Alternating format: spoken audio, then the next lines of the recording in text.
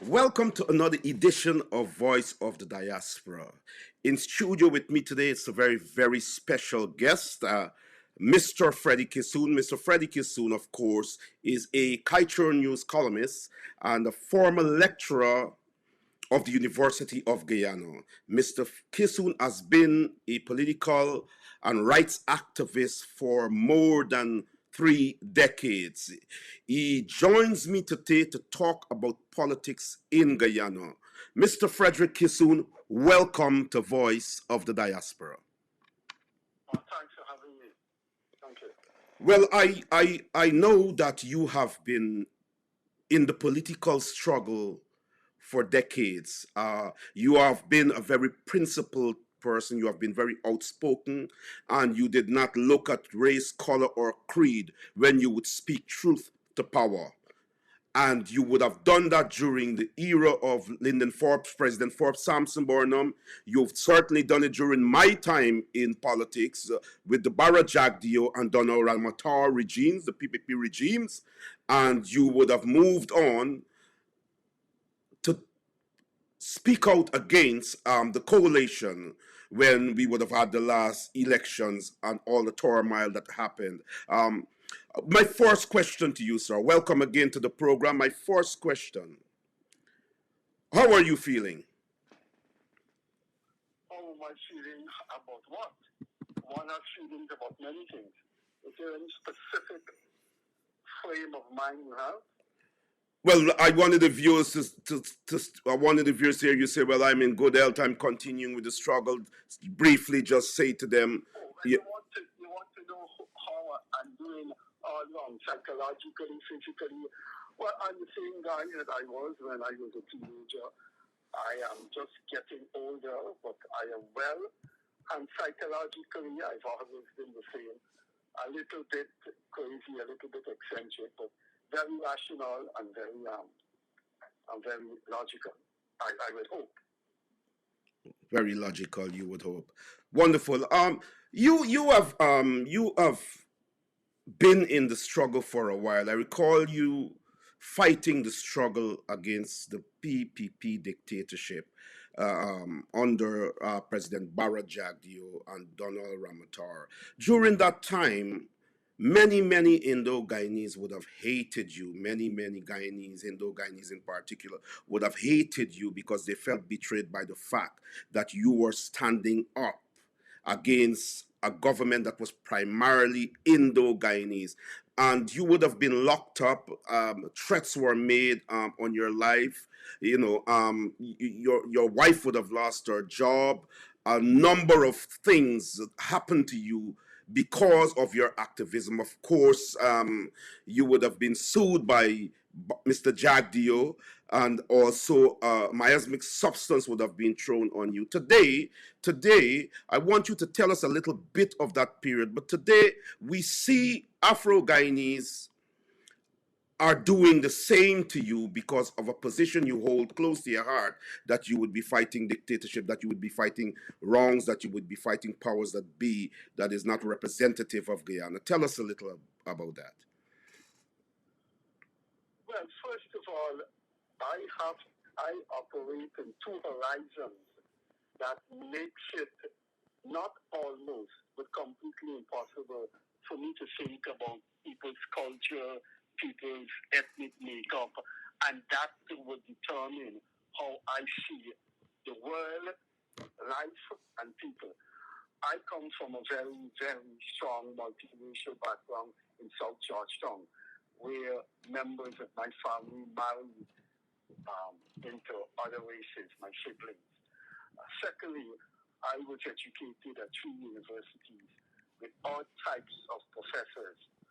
And in all types of culture. I was educated in Guyana, University of Guyana. Then I went on to my master's and doctorate in Canada. So I was doing my doctorate in philosophy. So with that kind of background, people's culture and their race mean absolutely nothing to me. I was at a very early age initiated into the world of understanding poor people, their plight, their oppression, and understanding that strong, powerful people must not do wrong things to weak people. That is the philosophical culture I evolved from. So in my own country, I couldn't and didn't want to see anything along ethnic lines. At 16, I was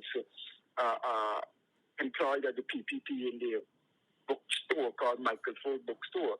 And about a few years after I left there, because some of my friends didn't do like the ethnic thing that was going on in Guyana. If you were PMC, you're black. If you were PPP, you're Indian. And my life from 60 years took that pathway of multiracial politics. And so I chose to be in multiracial organization. The first one was a pressure group in the low-income area of what is called Tiger Bay in North Georgetown, a group called Movement Against Oppression, whose acronym was MAO, named after Mao Zedong. Then I got involved with the Working People's Alliance. I mean, the Working People's Alliance was phenomenally energetic and multiracial and anti-dictatorial. And that is where my understanding of politics, whether in Bangladesh, whether in Jamaica, United States or Guyana, that was my understanding of politics. The state must not be oppressive against people who are disadvantaged. And that has been my one-dimensional life, if you want to put it that way, one-dimensional in terms of political struggle. My life has been one-dimensional in that I struggle against state oppression of people who are poor and powerless and facing the brunt of post-colonial oppression in Guyana. And that post-colonial oppression took on the Code of Burnham right up to David Granger, who was in fact a protege of Forbes Burnham. So it spans the presidency of Janet Jagan, Barbara Chad, Desmond Hoyt, Forbes Burnham, all of them. And in that scenario, race was never important to me. Now, obviously, you're going to ask me, I suspect. Now, Indian people criticize you, now black people are criticizing you. I have never really given that any concentrated thought because you expect that. There are people in this country who want to be secure and feel secure when their own race is in power. And so the Indian people said that under the PPP, and black people said that under Granger. I felt a different thing. I felt that the Guyanese people need to be entitled to rights and need to be entitled to a society free from oppression by the state. And that's where my politics lied. It so turned out that the dialectics of life is that the Indians saw you as fighting the PPP and were contemptuous of you. Now the blacks see you as fighting a black government, or you had fought a black government, and they are contemptuous of you. There is nothing I could do about that. There's absolutely nothing I could do about that, and I don't want to spend my energy and the rest of my years trying either to placate those people or trying either to confront them. My role is to confront what I see as wrongs in society, whether they're coming from the state, whether they're coming from leviathans in power or leviathans with status, because I don't think the state in Guyana is the only oppressor. You have serious class oppression in Guyana. I mean, big business, people with state authority who are not politicians, the media, etc. So I think I said enough to answer the first question. Yes, certainly you have. And let us move on. The contention at the moment in the minds of many Guyanese, and certainly in the minds of some of your former friends, of whom we'll talk about in a minute, is the fact that your activism and your writing. Of course, you are a daily columnist at the Kaieteur News, and you are very popular in terms of your column, and many people have their views over the years on what you have written and what you continue to write. How do you feel today, after going through the oppression that you would have gone through under the PPP, and you would have now today have to speak out against the opposition, which was the last government, the coalition government? Why did you take that opportunity to rise against the coalition government? Norman, the answer to that question is going to take up the rest of the interview. And when I start to add them weight, I guess at some stage you will have to come in. Yes. And put other questions to me, other questions that your viewers or your listeners may be interested in, because it's a very long journey from 2050. And I begin now, and I don't think the impulse that I start with will allow me to stop. So this is a part of the interview where you will have to say, can we move on? I will try my best. The credit on your card is low. Okay. Yes. What we're going to do? We'll go to a short break where the viewers can see a clip of you or about you, and then we will have you back to answer that question. So let us go to this clip. Time for Freddie Kissoon's lawyers to launch their defense, and they intend to go the whole 9 yards to prove their case against the former president. Jagdeo has sued for $10 million, claiming that a column entitled King Kong sent his goons to disrupt the conference pointed to Jagdeo as King Kong. The president has claimed that the article suggests that he is a racist and that by extension the state and government of Guyana practice racism as an ideology, dogma, philosophy and policy. The publisher of Kaieteur News and its editor-in-chief are also named in the charge filed by Jagdeo. The defense team plans to call over a dozen witnesses to establish their case. The first of these witnesses would be called on July 30th and is expected to be an international academic who has examined the issue of racism and marginalization under Jagdeo's presidency. The defense team is unlikely to bring Jagdeo to the stand. As far as the defense is concerned, Jagdeo had his chance to back up his case and refused to do so personally.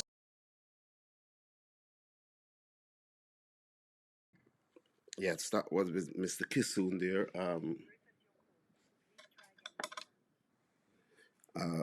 That was a clip. I'm trying to bring to my viewers, a bit of history of Mr. Kissoon's activism back then. Of course, Mr. Kissoon does not have access to the internet, and so we have to speak to him via phone. So, I had to get the phone cards and so on. And so that's basically what I'm doing to contact him. When one card runs out, then we'll have to just go into the other card. And that is what is happening at the moment. And so I will take you to another clip before we have Mr. Kissoon back on the program. Time for Freddie Kissoon's lawyers to launch their defense, and they intend to go the whole 9 yards to prove their case against coming out of ACNO AFC that caused today's Kaieteur News and Stabrook News and other newspaper to start to give the opinion that it seems like yesterday's statement meant that the grains of dictatorship has become more real than apparent. It is, ladies and gentlemen, therefore worrying, and we would certainly want to know what Mr. Kissoon thinks about that most recent statement from APNO AFC. And as you know, as we go along tonight's chat, we are going to look at the OAS appearances from Karen Cummings and so forth. But we want to start our discussion tonight by welcoming Mr. Freddie Kissoon. Welcome once again, sir. We do appreciate your company tonight. Good evening, sir. Glad to be here. Thank you, Mr. Kissoon. And Mr. Kissoon, we would like to welcome you and ask immediately for your thoughts, sir, as we start with that startling statement from APNO AFC that would have been issued yesterday, sir. Well, there's nothing new in the evolution of their thoughts. We've reached the stage where they know fully well. I believe there's going to be a unanimous decision in the Court of Appeal next week that higher courts have ruled, and the highest court has ruled. So a lower court, which is the Guyana second tier of appeal, cannot override the highest court. Going back to the CCJ is going to be shameless, but I think they're going to go back there. So when they go back to the CCJ is going to say, you're coming back on a ruling that we have given. So they have reached the cul-de-sac, and now they have made their position conclusive and definitive. They will not accept the recount. So it means they will not accept the court's decision. That is not surprising. That's the apex of the attitudinal structure from day one. They were not going to concede, and the fallback position is to negotiate while the sanctions are going on. My feeling is that the next stage of sanctions will be on, and that is the financial network that Guyana belongs to that are going to be restricted. That statement that they wouldn't accept the recount declaration is one can say it's conclusive, though with human behavior there's always different dimensions and different escape routes, but they're not going to accept the court case. Right. But sir, if I may ask your thought on this now. So if you would... That was Mr. Freddie Kissoon in an interview with Mr. Christopher Ram in 2012 when there was the Linden struggle. And so, of course, Mr. Kissoon was in so many struggles in Guyana in representation of Guyanese in general, whether it is African Guyanese, whether it was African Guyanese, Indo-Guyanese, and so on. Mr. Kissoon, the floor is yours to continue with your explanation on the question asked. Why there were certain attitudinal changes with the coalition. And let me remind our viewers and readers, I did say this is going to be a detailed elaboration, but I'll try as much as possible not to make it too long so we wouldn't shut out other discussion of other possibilities and considerations. Thank you. Norman, you have to be in Guyana. You have to be in Guyana in 2013, 2014 to see the pulse and understand that pulse of a very disappointed, frustrated, resigned nation. The government of the PPP has gone on for years. We have seen Mr. Chagdio and Mr. Ramata's presidency that were not very uplifting, both in terms of economics and politics. And there was a huge gravitation to what is normally called the new kid on the block, the AFC. And the AFC from 2006 had really expanded phenomenally in the imagination of the Guyanese people. They were people of all types of skin colors, all types of cultures, all types of ages that gravitated to the WPA. The AFC. And they had two leaders that people believe were the future of Guyana. Raphael Trotman, who came out of the PNC frustrated with the nature of the PNC, and Kemal Ramjatan, who felt that the PPP was going in the wrong direction. And that was about 2012, 2013, 2014, when the AFC's tide was flying very high. Then came the resignation of Corbyn, who was viewed by African Guyanese as an old PNC Burnhamite. And when the PNC held its leadership contest, and a man without any baggage or any kind of questionable background came as the leader of the PNC, there was a kind of relief. But the denouement, the culmination of that, was the merger of the WPA with the PNC. It was two factions of the black community in Guyana saying, look, let's put this thing aside. This is a new era, this is a new Guyana, and that the Rodneyites and the Burnhamites should now make peace. And in any case, there were no longer any Burnhamites. And so that kind of new horizon was born in a new government in 2015. And the expectations were prodigious, but the expectations were logical. For one thing, a new Guyana that didn't resemble the old PNP style of governance and didn't resemble the Jagdeo presidency. Unfortunately, and maybe we still have to explore the reasons for that terrible descent into vulgarity, into political depravity, political degeneracy, and political and corruptibility in general. We still have to, it will take textbooks to explain that. In 2015, a new government was born, and from very, very early times of its birth, very, very dangerous signals were being sent out. And you could see from these signals that there is going to be serious misdirections, and it's going to be a journey into a pathway of destruction. Let me give you just a few of the dangerous signals. The first was a prodigious increase in salary for the government leaders. This was at the time when they had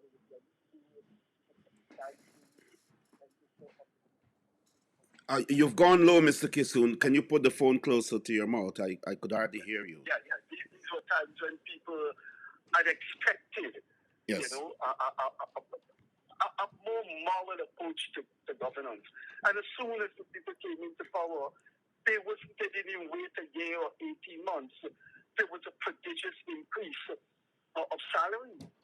And for the cabinet ministers and people, that chagrin, that disappointment, I think, was the beginning of alienation of this nation with the new dispensation.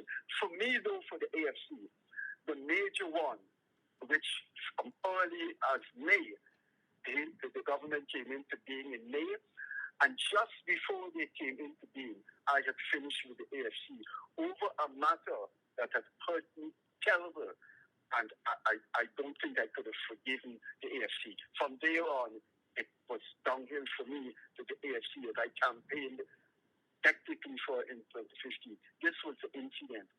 The WPA leadership had met in their boardroom in their head office and was assigning cabinet posts. They were given 7 cabinet posts, and the leaders were there.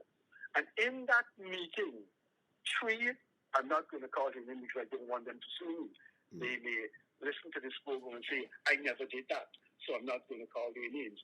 3 very, very top leaders of the AFC got on the phone and called one of their friends, a person unknown in politics, but a person very close to them in their world of socialization, and said, we are selecting cabinet posts and we have assigned me the Ministry of the Environment. And there were people there in that room that done so much in the AFC that would have gladly and should have been given a ministry. I want you to hold that point right there, Mr. Kissoon, because that is a point I wanted to raise. I raised this point with Mark Benshop, and I've spoken about this with a lot of people, and it actually irks me to see what transpired. I know as Guyanese leaders, and we have a lot of pride and so on. But when I watch your struggle, when I watch Mark Benshop struggle, when I watch Lincoln Lewis struggle, when I watch the struggle of Ruel Johnson, and those persons that were on the battlefield, in the battlefield, putting their lives at risk. Those you guys were the guys that really won that elections in 2015 after 23 years of PPP rule. Um, I asked Mark this question. How did you feel when the coalition would have gotten into office and did not even consider saying, qualified men like yourself and Lincoln Lewis and so on, of the sacrifices that you guys made, the things that you went through, the violence you faced and everything, threats to your family life. How did you guys feel when the coalition did not even offer you something to be a part of the rebuilding of the nation? Did you feel personally slighted? You have to be careful how you answer that question. That question is posed to many activists all around the world, and you have to be careful how you answer it. Let me answer it realistically, but let me also answer it with moral sensitivity. I'll choose the moral sensitivity part first. You do not struggle for a country to get rewards. That sounds morally repulsive. It means, therefore, you're in the struggle for your own thing. And you do not go about saying, I want this, I want that. I don't think any sensible, educated activist would want to go down that route. On the other hand, realistically, the people who inherited power that you have helped have a moral obligation to sit down with a list at the breakfast table and say, this is my country. This is the country we're going to change now for the better. Let me see who can generate ideas to save our economy, to save our ecology, to save our agriculture. Leaders must do that. Now, I felt it was not in my moral makeup to go and ask the government, who consisted of many personal friends who I fought with in the gutter. It was in the trenches. It wasn't my task. And I am saying here over my parents' grave. And I'm saying it over myself. I never once, from May onwards, approached anyone and asked them for a job. I never did that. I was more concerned about my wife. And I never asked anyone about my wife. My wife was removed as an investment officer to invest. And I thought that just logically, you correct those wrongs when you get into power. But I never asked anyone. I am telling you, Norman Brown. Yeah. I don't know if that is stupidity on my part. I don't know if it was bravado or chauvinism on my part, but I never asked anyone. That doesn't mean I didn't expect the new dispensation to reach out to people who had ideas to offer. Now, and who had sacrificed also. I am not an administrator. I am not an economist. I am not a manager. I would not be a good manager. I thought I was a good teacher at UG, and the ombudsman rule, I was illegally removed. I thought it was just natural just to look at these things and say, you have to right these wrongs. You move Kissoon wife, you move Kissoon, you move John Jones, you move Jagnaline Voodoo. These people should not be treated that way. But no one ever, I am telling you, Norman Brown, this may sound very incredible or this may sound very mysterious. From the time the AFC and the APNU got into power, no one ever called me for a cup of coffee. And this is a guy who everyday politicians around the world, it's a fact, every prime minister and president, everyone from Iceland to Afghanistan to Alaska to Argentina, all presidents and prime ministers, when they get up, they go to the media. That's the first thing they do at breakfast. If you read Obama memoirs, you read the memoirs of any Arab leader, any leader in the Western world, in the third world, they go to the media. And I was writing a daily column in which these people read it every day. And no one ever said, you know, I'm Freddie's your friend. Let me call him and ask him how you do. Let me call him and ask him what's going on in his world. I never got a telephone call for anyone. And the one incident that made me feel that these people are deeply degenerate is I went to see a personal friend of mine at Kemraj Ramjatan's ministry, who was my student and became my personal friend in struggle, a guy named Leonard Craig. Because Craig and I were very close, so we got things to discuss. And I went to the Ministry of Public Security, and going up the step was Kemraj Ramjatan. I am telling you, it was a few months into the new government. And that man looked at me and said, the guard told me I have to wait, naturally at security, while they tell Craig that someone is here to him. And Ramjatan Jovin was going up the steps, saw me waiting at the desk of the security guard. I said, "You're getting through?" And I said, "Yes." I am saying anywhere in the world, Norman, given my closeness to that guy, given my role as a human rights activist, the logical thing for a sane mind to say, "I haven't seen you. How are you doing? I'm not hearing from you. You got a minute? Let's chat." No, that man went up that step and said, "You getting through?" Norman, I knew from that incident in which we called and asked a woman if she wanted to be the Minister of Environment. And then Ramjatan said to me, "You getting through?" And then he went up the stage. I know that administration, that regime, that government would have disintegrated. And that is what happened. And that is why they lost the election. And many people feel that way.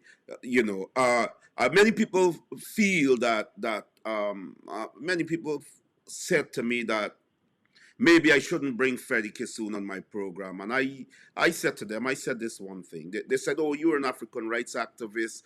You standing up for black people." They're saying that to me. But I said to them that I was inspired by Freddie's struggle. I was inspired by Freddie's writing. I was inspired by Freddie's courage of conviction. I was inspired by how we call a spade a spade. And I was able to analyze Freddie Kissoon during that time. As many Indo-Guyanese were so angry and many African Guyanese were so happy that you were a part of that struggle, that lent credence to their struggle. And when I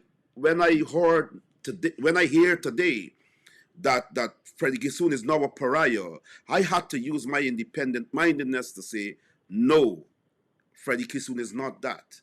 And that is why you're welcome on this program. It's unfortunate that we are not able to talk on the program live in terms of via video link and everything, so that we could be comfortable and have a longer conversation. But it hurts me the way the Ruel Johnsons were treated, the way the Lincoln Lewises were treated, the way the Mark Benshops were treated. It hurt me. And it's you know, when people say to me that the coalition needs another chance, I agree with that, because I think it is the better of the two evils. But I also know that they may have self-destruct. And I've said this before in terms of the curfew that AFC Ramjatan had put in place that had alienated a lot of young people in Guyana and taken food out of their mouth at a time when employment wasn't the focus. I want to ask you this question because we have to go there. In that struggle alongside Dr. Hines, alongside Lincoln Lewis and Mark Benchop and others, you guys were to some extent not only fighters shoulder by shoulder, but would have established a sort of friendship. Today, there has been a bitter impasse publicly between yourself and Lincoln Lewis. Briefly tell us about that. It has to do with my life, it has to do with my country's life, and it has to do with philosophy. And unfortunately, I think the people who were my friends are not on that same level. They have their own mental picture of Guyana. They have their own conceptualization of what politics and government should be like in Guyana. And I think it's essentially driven by race. What Benchop, you have to separate the two. I think David Hines and Lincoln Lewis were more driven by ethnicity. We can't have an Indian government back in power. Mark, the credit on your card is low. What Mark did, the attitude Mark did, was logical, though I would say it is wrong. In philosophy, something could be logical and something could yet be wrong. Mark Benchop was jailed for 5 years by a government who in March 2020 had as the opposition leader that man who had jailed him for 5 years as president. There are a lot of emotions going on there. There's a lot of forgiveness. And he took an emotional attitude. The credit on your card is low. Those people coming back into power. Now, I think that is logical, but it's wrong. It's wrong in the sense that what was at stake was Guyana's democracy. So that's Benchop's position. Lewis and... Your card is now expired. Okay, we will get Mr. Kissoon back in a second. We'll go to a short break, and Mr. Kissoon will be back on soon.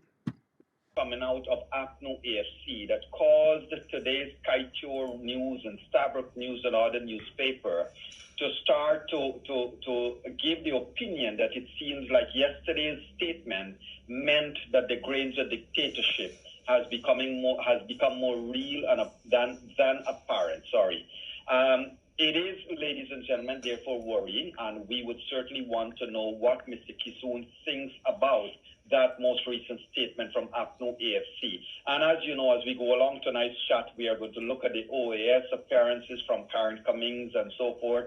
But we want to start our discussion tonight by welcoming Mr. Freddie Kissoon. Welcome once again, sir. We do appreciate your company tonight. Good evening, sir. Glad to be here. Thank you, Mr. Kissoon. And Mr. Kissoon, we would like to welcome you and ask immediately for your thoughts, sir, as we start with that startling statement from APNO AFC that would have been issued yesterday, sir. Well, there's nothing new in the evolution of their thoughts. We've reached the stage where they know fully well. I believe there's going to be a unanimous decision in the Court of Appeal next week that higher courts have ruled, and the highest court has ruled. So a lower court, which is the Guyana second tier of appeal, cannot override the highest court. Going back to the CCJ is going to be shameless, but I think they're going to go back there. So when they go back to the CCJ is going to say, you're coming back on a ruling that we have given. So they have reached the cul-de-sac, and now they have made their position conclusive and definitive. They will not accept the recount. So it means they will not accept the court's decision. That is not surprising. That's the apex of the attitudinal structure from day one. They were not going to concede, and the fallback position is to negotiate while the sanctions are going on. My feeling is that the next stage of sanctions will be on, and that is the financial network that Guyana belongs to that are going to be restricted. That statement that they wouldn't accept the recount declaration is one can say it's conclusive, though with human behavior there's always different dimensions and different escape routes. But they're not going to accept the court case. Right. But sir, if I may ask your thought on this now. So if you would recall the last pathway to CCJ, the APNU AFC even placed a full page ad in a traded ad in newspaper. They were viciously attacking the CCJ. Do you think they would, after losing at the Court of Appeal, which everybody assumes they will, do you think they will be that barefaced to go back to the CCJ, a court that they viciously attacked just a week ago? I don't think you could put logical interpretation to what has evolved since March the 2nd. The concatenation of contradictions are morbid. Every day there is a configuration that contradicts the earlier configuration.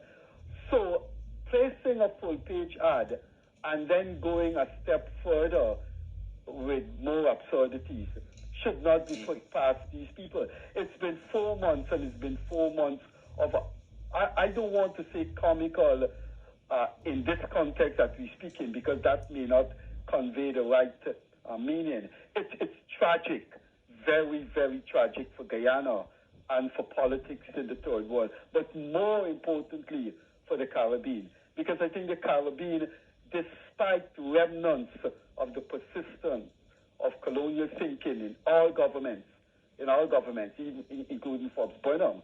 I mean, we claim that Forbes Burnham was the most radical of the post-colonial Caribbean leaders.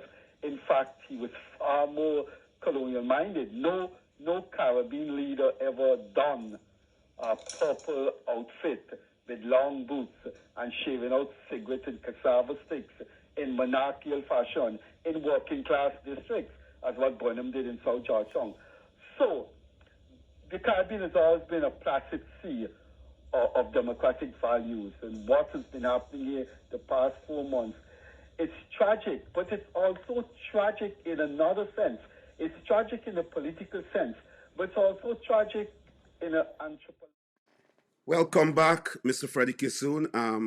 Of course, with these little bit of hiccups, that is fine. You know, we're working with what we have. And of course, I will try my best to ensure that you're back on, you know, so that we can do this, continue with what we are talking about. But go ahead, you were explaining about the Lincoln Lewis, Mark Bentrop Friends situation. Yeah, I don't know where I was when we took the advertisement break, but maybe I'll briefly recap. You called 3 names, and I said our friendship ended over the 2020 elections, but for different reasons among the 3. I would separate Benchop's position from Lewis and Dr. David Hines. Mark Benchop's position was logical, though I don't think it's right. Something could be logical and yet not be right. Mark Benchop spent 5 years in jail and saw his family disintegrated, charged by President Jagdeo. That very man was now the leader of the opposition in 2020 and the winner of the 2020 election. So Benchop said, it's not in my interest to have him back as one of the forces in the government. So that was logical, although I think democracy was at stake. Lewis and David Hines took a different position from Benchop. I think they were essentially driven by the race problematic of Guyana. That was the framework they used to arrive at their attitude to the election. I believe both men knew the election was lost by the APNU. Both men were astounded by the PPP's resurgence, and they said to themselves, we don't want Jack Deal back. We don't want the PPP back. It's best to accept this election in the shape it is, fraudulent, rigged, but anything except the PPP. I could not accept that because I was neither PPP or PNC. I voted for Leonard Schumann. Glenn Lal, the publisher of the Kaieteur News, did so much to expose the PPP government, did not vote. And I could tell you, if anyone in he was quite happy to keep shouting in the newspapers that he's not voted, and the day of voting he went into the papers and showing everybody, look, my finger, I have no ink, let me see your finger, etc. So there were people who were not concerned with who is going to govern. They were concerned with what is people's right to vote and have their vote counted. And that took over my mind 50, 60 years ago, that people have a right to vote. Norman, listen to this. And when you listen to this, are you there? Yes, I'm with you. Yeah, I'm with you. I want you to listen to this, and I want you to turn it over in your mind when this program is over. It's an example of what happens when you have people who cannot be voted out of office, and their power is permanent. In 1974, one of the greatest erudite minds that Guyana gave birth to, and the Third World gave birth to, and academia generally in the world gave birth to, was a man called Dr. Walter Rodney. That man in 1974 applied for a job to teach at the University of Guyana. The council of the University of Guyana said, yay, sure, we got a excellent professor here. Forbes Burnham intervened and ordered the employment to be cancelled. That was 1 year after Forbes Burnham rigged the 1972 elections. Now, why Burnham could have done that is because in the next 5 years, in 1978, he would not be voted out because of people's vexation over how Rodney was treated. In fact, in 1978, 5 years after when the election was due, it was not held. Okay. Those were the things turning over in my mind when I sat at Kaieteur Radio and saw what Clement Mingo was doing, saw how the rigging was taking place. And all I was concerned with is the next generation is going to live in misery as they lived under Burnham, because power would be permanent. And permanent power is not accountable, Norman Brown. Burnham was not accountable. Burnham did what he wanted because he could not be voted out. And I lived under that. I saw the depression of an entire nation. I saw the psychological death of an entire nation knowing that they're going to wake up the next day and have to live by policies that they find painful. I was not concerned, Norman Brown, with who coming back into power. Coming back was nowhere in my mind. I thought whichever government won the election, this country will have to deal with them if they go astray, because we dealt with the colonial administration, we dealt with Burnham, we dealt with Jagdeo, we dealt with Granger. This country will deal with whichever government wins and want to be a bad man. There is an election petition engaging the courts at the moment, and many people still believe that the rigging had come from both sides. As a matter of fact, Mark Benshop is of that view also, that there might be more evidence of PPP rigging than what is being alluded in relation to the coalition. But because I know we pressed for time, but I wanted you to veteran trade unionists, Lincoln Lewis and yourself would have descended outside of the principle of politics and camaraderie to a personal tiff after fighting the struggle together, and many people have asked, they wanted to hear your side of the story. And of course, Mr. Lewis is welcome to come to this program to give his side, and also Mr. Ben Shop and Dr. David Hines. But many people want to know how bad this was between yourself and Lewis, and why. I have nothing personal against Mr. Lewis. Mr. Lewis took a position in the election which I rejected, and I felt it was my obligation to the young people of this country. 70% of them are under 45, 60% of them are under 35.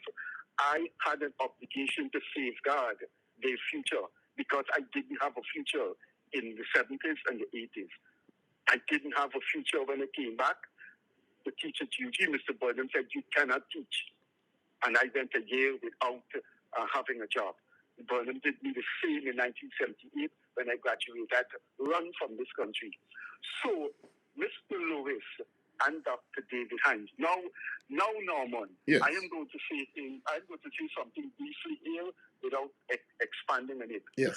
I am more disappointed in David that I am in Lincoln Lewis, because David is an academic. He was influenced by Dr. Rodney. And I know things David knows about the elections and about the type of governance of APNU. But I am not going to discuss that. Lewis, David, and Mark, I have nothing personal against them. But in something as life-threatening as the right to vote, something as my country's future, I had to depart from our friendship. I had to confront David and Lincoln Lewis on what they were doing, because what I feel they were doing jeopardizes people that I see every day. Norman Brown, you should have seen the vacancies in people's eyes when that 5-month struggle for free and fair election was going on. I believe in my mind, soul, and heart that the election was legitimate, legal. I would not argue that somebody in Lusignan, somebody in Linden, somebody in Buxton, somebody in Manora did a little jiggery-pokery, and a woman voted twice. Overall, the PNC lost by 23,000 votes. I think that's a lot of votes. Loss. That's a lot of That votes. was a legitimate. Mark is not in Guyana. I was in Guyana for the 5 months. I knew what I saw at the convention center. I knew what I saw from the statements of poll. It comes a time when your emotions take over you, and I've seen educated people in Guyana believe the narrative of the PNC that the PPP rigged. Sadly, I think there's going to be a climax to that, and someday in the near future, the PNC is going to be exposed as fooling their people, and they continue to do that for one reason. Their credibility is going to be completely lost if they admit that they were wrong. And I think with those statements of poll that the court has in its possession, that was an very early decision on the Chief Justice. I want those statements of poll.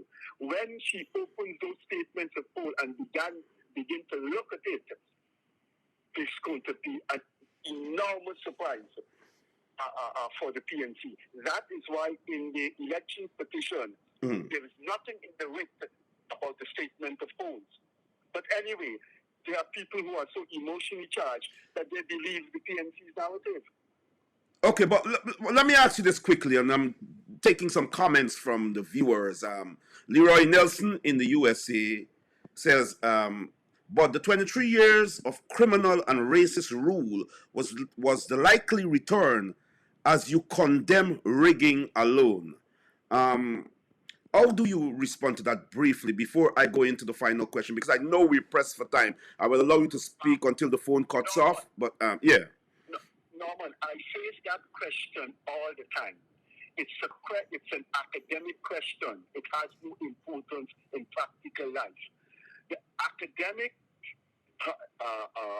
side of that question is, how can you stand and see these 23 that 23-year rule of those people coming back.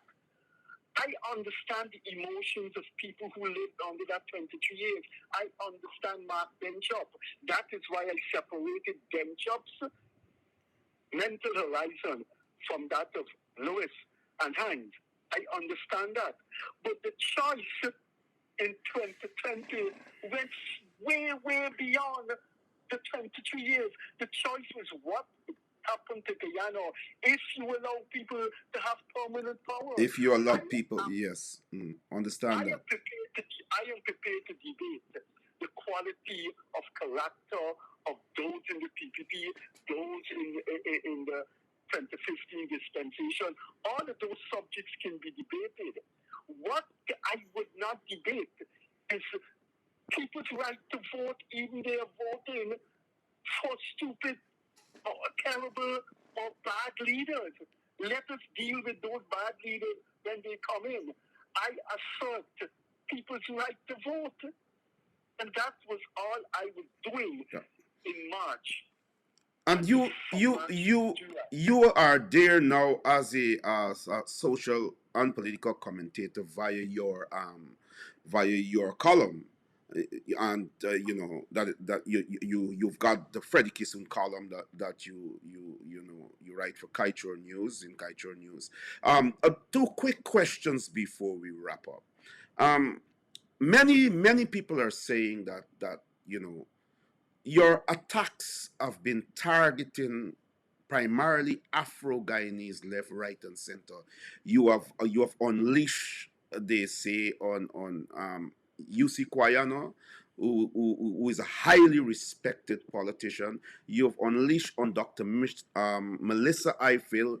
You seem now to be, really targeting Afro-Guyanese leaders, and many are saying who would have walked with you and struggled with you that you should not define the African Guyanese reality. How do you respond to that quickly? There are two responses to that. I don't know what is the African Guyanese reality. Those people who are talking about the African Guyanese reality are arrogating to themselves the right to speak for African Guyanese. I walk this country every day, and I meet African Guyanese who are not like them. So who do I embrace, or who do I believe? The PNC and PPP think they own the Indians and Africans of this country. They do not. When I was struggling against the PPP, there were Indians that were prepared to give me 50% off if I go into a store and buy a micro. There were Indians who were prepared to buy cars for me because, would you like a car? Your car is old. Because they felt this was a brave Indian boy, and I refuse it. There are African people who reading what I write in the Kaieteur News, and they would smile and want to talk to you. So the first question is, what is the African reality? What is the African narrative? It's not shaped by Lewis, and it's not shaped by the PNC. They shape their own narrative. The other question is fictional. It's so fictional that it's vulgar. Whitford Burke first posed it to me, and I said to Burke, why are you telling me that I'm criticizing black leaders? You know why Burke said that? And you know why people are saying that to you? Because they're only concerned with the critiques of black leaders. When I have done more critiques of Indians, Nagamutu, and Ramjatan than any other blacks. Last week I wrote a column saying the politician who has spoken more nonsense in the entire history of this country is Kemach Ramjatan. But it suits their narrow, rabidly racist mind to say, no, let's bring up his criticism of Eiffel and Guyana, deliberately drowning out the fact that this columnist criticizes Nagamutu and criticizes Kemach Ramjatan. If you do a content analysis of my critique of the AP and UAFC government, there were more Indians that came under my observation than African politicians. But Norman Brown, The mind sees what it wants to see. And sorry about that, but I can't help such a mind, and I would not deal with such a mind. The mind sees what it wants to see. And of course, I have said on this program that when I use my independent thought processes, I recognize Freddie Kissoon's struggle. I could not, in my heart of hearts. You are a perfect example of the denial of their narrative. Here is a black man that says, I am going to interview an Indian guy. In fairness to them, I would want to know if you would accept to be on a program here with Dr. Hines and Lincoln Lewis and Mark Benchop, because that can be arranged for us, for viewers to hear from all parties, and this program can actually facilitate that, and so we can have that discussion. But from my position, from my personal position, I strongly believe that you would have walked the walk. You would have made that sacrifice without looking at whether you were offending Indo-Guyanese under the 23 years of the PPP dictatorship. As a matter of fact, you would have called the PPP a dictatorship. Mr. Jagdeo would have had cause to sue you. The PPP and their friends and cronies and supporters would have hated you tremendously. The credit on your card is low. And I have seen that. But now, quickly, when we cut off, that's it. I'll try to call you back, but I don't know, because I think the cards are now run out. But quickly, when you look at what is happening, I have to go too. Okay, so we will have to do another program. When you look at what is happening under the PPP now, the sacking of so many Afro-Guyanese, seems primarily, and all of these manifest sort of racist intonations. What do you have to say to that? It's too early. The credit on your card is low. A defined pronouncement. You have, to my mind, each state. But it's about 1,500 Afro-Guyanese professionals have been sacked, Freddie, and you would have an opinion on that. Well, I am not too sure the description. Your card has now expired. That was Freddie Kissoon there, of course. We would have liked to hear more of what he had to say, but he's pressed for time too, and unfortunately, Mr. Kissoon is not using a device with internet and camera, and so the interview would have had to be done via his mobile phone, which is a normal mobile phone. But of course, we have heard him. You have heard him. Many of you have disagreed, and that's your right. It is important that we draw a balance. It's important that we are fair, and I work with my convictions. I strongly believe that Mr. Kissoon would have made serious sacrifices during the struggle on behalf of African Guyanese. Though the struggle was not looking at race, he would have done it to the benefit of African Guyanese, where he was miasmic substance was thrown on him. He went through a lot of persecution. Today, we may not agree with his stance, but we may have to respect that there may be some amount of consistency.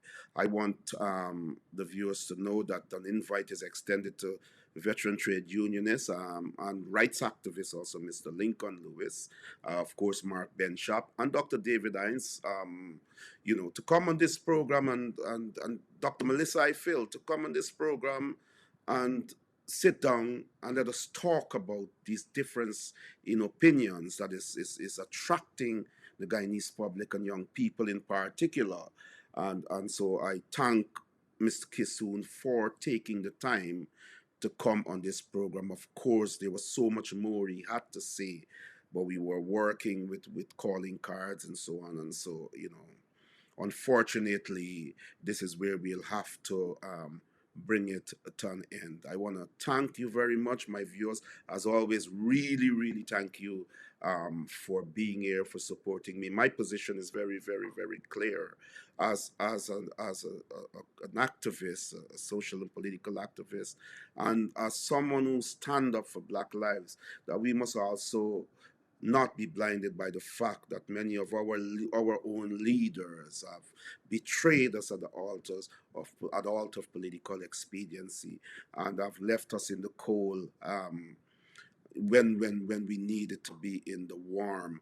And Freddie Kissoon, I have tremendous respect for, and I may not agree with everything he says. We will have to deal more with the issues and his views about UC Guyana and, of course, many others.